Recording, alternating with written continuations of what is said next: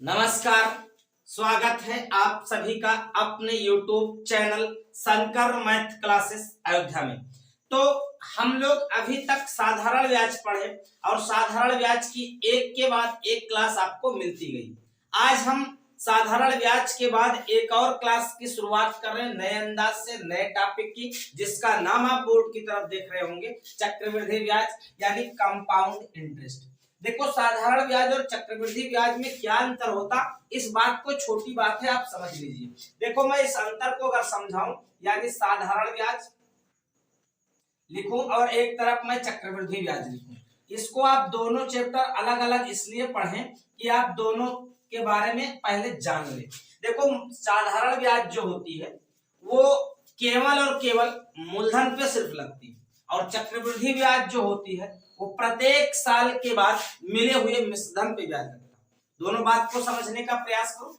अगर मैं कह दूं कि देखो, एक छोटे से एग्जांपल से मैंने 100 रुपए अगर जमा किया, एक साल बाद यानी एक साल बीता तो मुझे कितना रुपए मिला, मैं कह दूं 10 मुझे ज्यादा मिला, यानी मिलाकर कितना हो गया, तो आप कहोगे 110 रुपए होगा। अगर मैं दूसरे साल की बात करूं, यानी दूसरा साल जब जाएगा तो आप कहोगे 10 और मिलेगा, यानी दूसरे साल की बात, यानी एक साल और बीतेगा तो आप कहोगे यहाँ पे 10 और मिलेगा, यानी अब यहां से यहां तक का सफर देखें तो आप कहोगे 120 होगा। ये होता है साधारण ब्याज, जबकि चक्रवृद्धि ब्याज ये नहीं होता। जैसे चक्रवृद्धि ब्याज क्या होता है, आप उस लाइन को समझने का प्रयास करें कि अगर 100 रुपए जमा किए, एक साल बीता, एक साल का मतलब 1 ईयर, तो आपको अगर 10 मिला, मैं एक एग्जांपल समझा रहा हूं, तो आप कहोगे एक साल बाद हो कितना गया, तो आप कहोगे 110 हो गया। लेकिन अगली बार जब दूसरे साल की बारी आएगी तो आपको 10 नहीं मिलेगा, 10 नहीं मिलेगा। जैसे यहाँ पे और एक साल बीता, यानी एक साल और हम बीते, तो आप कहोगे ये 10 नहीं मिलेगा। क्यों नहीं मिलेगा 10? अब आपको जो ब्याज मिलेगी वो इस रुपए पे मिलेगी, ना कि इस 100 रुपए पे। यहाँ पे जो ब्याज मिला था वो 100 पे यहाँ मिला 10, यहाँ भी 10 मिला, क्योंकि ये 100 पे मिल रहा था। लेकिन यहाँ पे पहले साल तो उसी तरह से मिलेगा, लेकिन जैसे दूसरे की बात आ जाएगी तो दूसरे साल अब आपको मिश्रधन पे ब्याज लगेगा। ये होता है चक्रवृद्धि ब्याज और साधारण ब्याज में थोड़ा सा डिफरेंस। तो आप हम चक्रवृद्धि ब्याज पढ़ा रहे हैं, तो मैं ये बताऊंगा कि चक्रवृद्धि ब्याज में आप कैसे कैसे ब्याज निकाल सकते हैं, किन तरीकों को अपना करके, और कौन से तरीके आपको बेहतर होंगे, इसकी मैं चर्चा करूंगा। तो आप एक हेडिंग लगा ले सुंदर सी, चक्रवृद्धि ब्याज, और मैं आगे बढ़ूं, जल्दी से लगा लें। देखिए, यदि आप चक्रवृद्धि ब्याज पढ़ रहे हैं तो आप थोड़ी सी बात पहले से भी जानते होंगे, उन बातों को मैं फिर से एक बार रिवाइज कर दूं। पहली बात तो आप ये भी जानते होंगे कि मूलधन क्या होता है, यानी जो आपके पास पैसा उपस्थित होता है उसे मूलधन कहते हैं। यानी अगर आप किसी को दे रहे हो और जिस रेट पे दे रहे हो उसे दर कहते हैं, और दर के बाद एक जो होता है निश्चित समय, यानी आप किसी निश्चित समय के लिए देंगे, 2 महीने, 10 महीने, 1 साल, 2 साल, उसको आप समय कहेंगे, और एक शब्द मिलकर आएगा जिसे आप कहेंगे मिश्रधन। बात आई समझ में? तो ये होता है मूलधन, दर, समय और मिश्रधन। यानी मूलधन और मिश्रधन का जो अंतर होता, इसे ही हम लोग ब्याज कहते हैं। ये साधारण में भी होता और ये चक्रवृद्धि में होता। यानी मिश्रधन में से अगर मूलधन को हम लोग घटाएंगे तो आपको क्या मिल के आएगा, तो आपको होगी ब्याज मिल के आएगा। मूलधन को हम लोग प्रिंसिपल कहते और दर को रेट बोलते आर से, और ये टी होता, कहीं कहीं एन से भी प्रदर्शित करते, और ये अमाउंट होता यानी ए से प्रदर्शित करते। और ब्याज जो होता है यानी चक्रवृद्धि है अगर, तो हम लोग इसको कहते हैं सी आई, और अगर ये ब्याज जो है वो साधारण है तो उसको हम लोग एस आई बोलते हैं। इतनी भाषा को आप समझने का प्रयास करें। अगर आप चक्रवृद्धि ब्याज पढ़ रहे हैं तो छोटी सी बात जान लें कि अगर आपको एक फार्मूला उसको जानते रहे, जबकि इस फार्मूले की जरूरत आपको नहीं पड़ेगी, इसको मैं बता दे रहा हूं, क्योंकि इस फार्मूले का प्रयोग करके यदि आप सवाल लगाओगे तो एग्जाम हॉल में जल्दी काम नहीं कर पाओगे। लेकिन लिखने के लिए आप जानते रहे, आप लिख लें कि P1 + R/100 और यानी कि पावर, ये इतनी बात लिख लें। अगर यहां से आप निकालेंगे तो आपको यहां से अमाउंट निकल के आएगा, यानी मूलधन। तो अब आपको ब्याज चाहिए, तो ब्याज जो होता है वो दोनों का अंतर होता है, यानी A - P, यानी मिश्रधन और माइनस मूलधन। इतनी छोटी छोटी बात आप लिख लें, तो मैं बताऊं कि आप एक एग्जांपल से कि आप कैसे सवालों तक पहुंचेंगे, उसके लिए क्या अप्रोच आप लगाएंगे। बात आई समझ? तो आप इसे थोड़ा जल्दी लिख ले। तो मैं आगे बढ़ूं एक छोटे से एग्जाम्पल से। ये देखिए, मैं एक छोटा सा सवाल आपके सामने लिख दिया हूं ताकि इस सवाल से मैं समझा सकूं कि कितने तरीके आप लगा सकते, आपका उत्तर कब आएगा कब नहीं आएगा, इस सब की बात मैं कर लूं। तो एक तो पहला तरीका मैं आपको बेसिक भी बताऊंगा। आज हम सिर्फ ये बताने का प्रयास कर रहे हैं कि कितने तरीके अपना सकते हैं और कौन सा तरीका बेहतर होता है। ये आप जानते रहे, आपको सारे तरीके आने चाहिए। मैं एक एक करके बता दे रहा हूं। तो पहली बात तो आपको ये समझना पड़ेगा कि 25,000 रुपए दिया है, यानी मूलधन जो मेरा है वो 25,000 रुपए, रेट यानी 20% दर है और समय 2 साल का। इस बात को आपको समझना पड़ेगा। यानी 25,000 रुपए है, ये आपका क्या है, तो आप कहोगे ये मुझे पी मिला है। अगर 20% की बात करो तो ये कहोगे आर है, और अगर एन की बात करो यानी समय, तो वो है 2 वर्ष। बात आई समझ में? तो यहाँ से आप पहले फार्मूले से आप लगा के देखें क्या आपके उत्तर में क्या फर्क आता है, इसकी पहले चर्चा करें। ये इक्वल टू क्या होता है, P1 प्लस R अपॉन 100। अगर इसकी मैं चर्चा करूं पावर में n होती। तो अब आप बताओ कि पहले अमाउंट आप निकालोगे। P का मान 25,000 रुपए, मैं कह दूं 25,000 रुपए। 1 प्लस R का मान कितना, तो आप कहोगे 20 बटे में क्या, तो आप कहोगे 100, समय की घात 2। अगर मैं 20 से काटूं तो 20 पंचे 100, यानी 5 बार में कटेगा। तो आप कहोगे 5 एकन 5 और 1 6, यानी 6 बटे 5 होगा। और ये कितने बार है, तो आप कहोगे पावर में 2 लगा। अगर मैं इधर की बात करूं तो आप कहोगे ये 25,000 जी लिखा हुआ है और ये बराबर क्या है, तो आप कहोगे ए। अगर मैं यहां से ए बराबर निकालूं तो आप कहोगे 25,000 और गुणे में 6 बटे 5, ये कितनी बार होगा, तो आप कहोगे 2 बार, क्योंकि पावर में 2 बार लिखा हुआ। अगर मैं 25 से 25 काट दूं तो आप कहोगे ये कितना हो जाएगा, 1000। यानी जो यहाँ से अमाउंट आएगा वो कितना आएगा, तो देखो 6 छक 36 को 1000 से गुणा करोगे तो कितना, आप कहोगे 36,000। लेकिन हमको तो चाहिए ब्याज, तो ब्याज बराबर क्या होता है, ए माइनस पी। तो ए देखो 36,000 हो गया और माइनस जो पी है वो 25,000 रुपए, यानी आपको निकल कर कितना आया, तो आप कहोगे मेरे पास 11,000 रुपए निकल के आया। ये क्या मिला, तो आप कहोगे ब्याज। बात आई समझ? तो ये इतनी प्रोसेस करने के बाद ये सबसे बेहतर तरीका कक्षा 8 में यही पढ़ाया जाता है। लेकिन आपको इस तरीके से नहीं चलना, बस आप ये जानते रहे कि ये तरीका भी हम अपना सकते हैं यदि कभी आपकी गाड़ी फंस जाए तो। लेकिन आप इसे अपना करके एग्जाम हॉल को क्रैक नहीं कर सकते, यानी एग्जाम को आप कभी पास नहीं कर सकते, क्योंकि लंबा तरीका है। आपको इसे समझने का प्रयास करें, इसका छोटा तरीका आप इसे लिख लिए हो। तो मैं दूसरे तरीके पे चर्चा करूं, तो देखो दूसरे तरीके पे चर्चा इसलिए मैं करना चाह रहा हूं।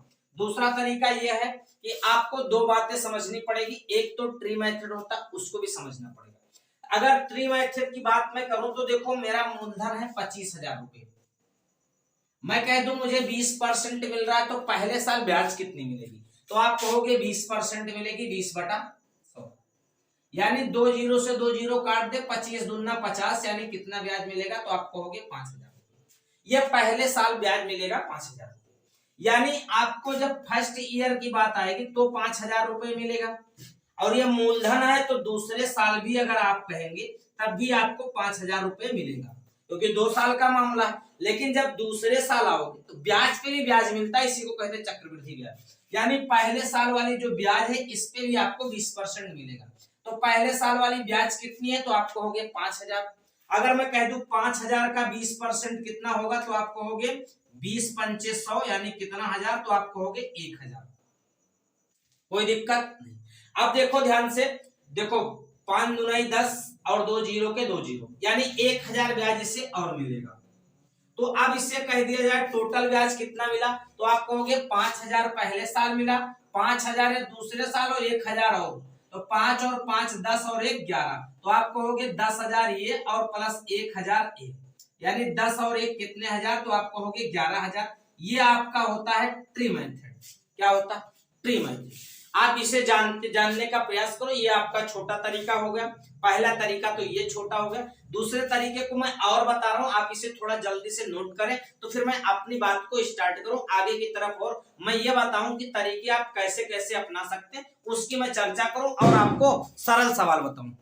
अब देखिए एक तरीका मैं और बता रहा हूं, ये आप जानते रहे, ये ट्री मेथड है, इसको आप जानते रहे, ये आपके लिए बेहतर कारगर साबित होगा, इसको आप जानते हैं।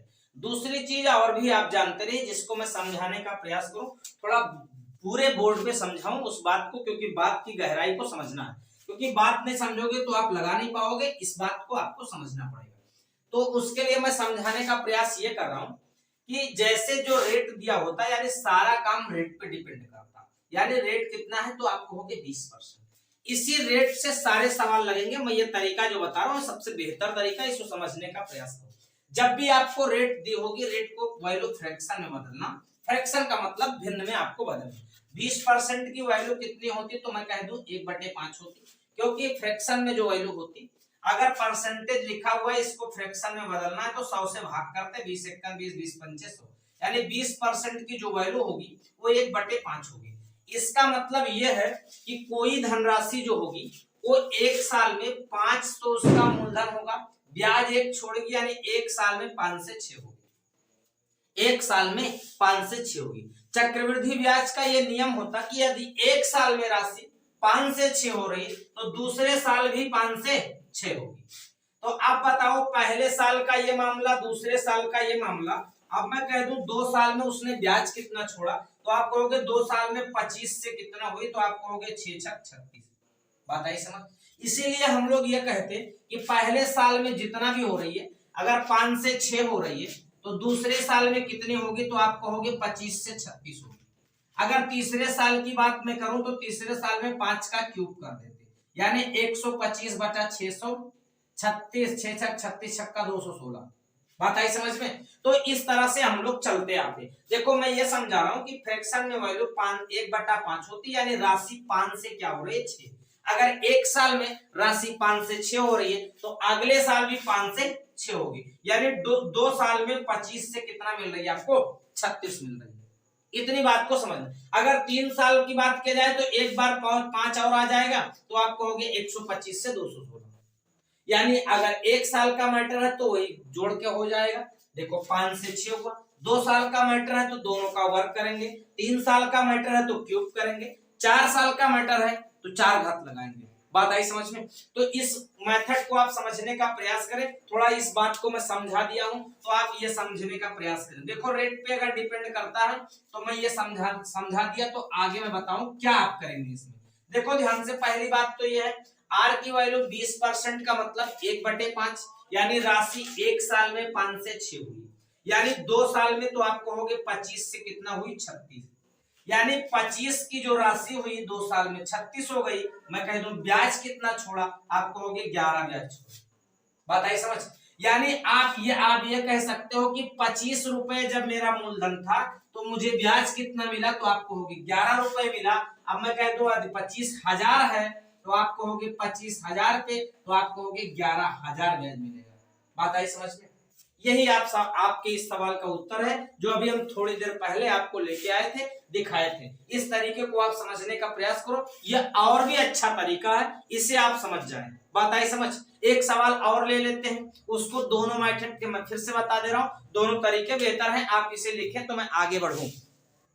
अब आप इसे भी देखिए, क्योंकि अभी हम सवाल बहुत बेहतर नहीं कर पा रहे, लेकिन आप ये जानिए कि मैं ये समझाने का प्रयास कर रहा हूं, मैं अभी कोई सवाल नहीं ले रहा हूं। बात आई समझ। मैं केवल आपको ये बताने का प्रयास कर रहा हूं कि आप तरीका कैसे कैसे लगाएंगे। तो अगर मैं पहले तरीके की बात करूं ट्री वाले की, तो देखो 10,000 रुपए 10% रेट है और 3 साल का समय, यानी अगर मैं 10,000 रुपए का 10% निकालूं तो आप कहोगे 10/100, 2 जीरो से 2 जीरो, यानी 1,000 रुपए आपको ब्याज मिलेगा। कोई दिक्कत तो नहीं होगी। यानी पहले साल भी 1,000 मिलेगा, दूसरे साल भी 1,000 मिलेगा, तीसरे साल भी 1,000 मिलेगा, क्योंकि मामला 3 साल का। लेकिन अब हम लोग पहले से दूसरे साल आएंगे तो ब्याज पे ब्याज लगाएंगे। अगर मैं 1,000 का 10% निकालूं, आप कहोगे इसका 10% 10/100, तो आप कहोगे इसका 10% 100 आएगा। कोई दिक्कत? तो आप कहोगे 100 यहां मिलेगा। मैं तीसरे साल में आऊं तो तीसरे साल में ऊपर जितनी ब्याजें दिख रही है सब पे ब्याज लगेगा। मैं कह दूं इस पे 10%, तो 1,000 का 10% आपने कहा 100। मैं कह दूं इस पे 10% लगेगा, कहोगे 100। मैं कह दूं ये 100 है, इस पे भी 10% लगेगा, मैं इसका 10% निकालूं 10/100, तो आप कहोगे इसका 10% तो 10 होगा। बात आई समझ। तो अब देखो ध्यान से, जैसे आप ट्री मेथड बढ़ाते चले जाएंगे, आप इसी तरीके से आप जोड़ लीजिए, ये सब आपका ब्याज होगा। तो देखो 1,000 1,000 1,000, 3,000 तो ये मिला आपका ब्याज, 100 और 100 और 100, 300 तो ये आपका ब्याज मिला और 10 ये मिला, तो कुल मिला के कितना हो गया 3310 आपको दिखाई दे रहा होगा, मैं इधर लिख दूं तो आप कहोगे कुल ब्याज कितना मिला, तो आप कहोगे 3310 रुपए ब्याज मिला। ये देखो एक एग्जांपल से मैं समझाया कि ट्री मेथड का उपयोग कैसे आप करेंगे, ये छोटा सा एग्जांपल। मैं अब दूसरे तरीके की बात करूं तो आप कहोगे 10% की अगर मैं आपसे वैल्यू पूछूं तो आप कहोगे 1/10 होगी, यानी राशि जो एक साल में हो वो 10 से 11 हो रही। अगर देखो ये ऊपर वाला जुड़ के होता 10 से क्या हो रही है तो आप कहोगे 11, यानी अगर मैं एक साल में 10 से 11 हो रही है, मैं कह दूं 3 साल में कितना होगा, तो जब 3 साल की बात आती तो क्यूब होता, यानी 1000 से कितना होगा 11 का क्यूब, तो आप कहोगे 1331, यानी 10 का क्यूब तो आप कहोगे 1000, 11 के क्यूब 1331, कितने रुपए छोड़ा, तो आप कहोगे 331 रुपए ब्याज मिला। तो 331 रुपए ब्याज मिला कितने पे, तो आप कहोगे 1000 पे, लेकिन मुझे ब्याज कितने पे चाहिए 10,000 पे, तो मैं कह दूं इधर जीरो चिपका लो, तो इधर जीरो तो यहाँ भी जीरो आ जाएगा। बात आई समझ? तो इसको आप गंभीरता से समझे तो आप यहाँ पे देख रहे होंगे 3110, ये आपका आसान तरीके से भी निकल आया, क्योंकि ट्री मेथड में अगर एक भी ब्याज छूट गई तो उत्तर आपका आने वाला नहीं, आपको पूरी ब्याज को लेके चलना पड़ेगा। यह बात आपको समझनी है। इन दोनों मेथड में यानी तरीकों में ये अंतर है। आप इसे लिखे तो मैं आगे बढ़ूं तो फिर मैं बताऊं आपको। देखिए आज की जो बात थी वो हम आपको ये समझाने का प्रयास करते कि रेट से चल के ब्याज कैसे निकालेंगे, इसकी मैं चर्चा की आपसे, और एक मेथड जो है वो ट्री है, ट्री के बारे में मैंने भी बात की। बात आई समझ?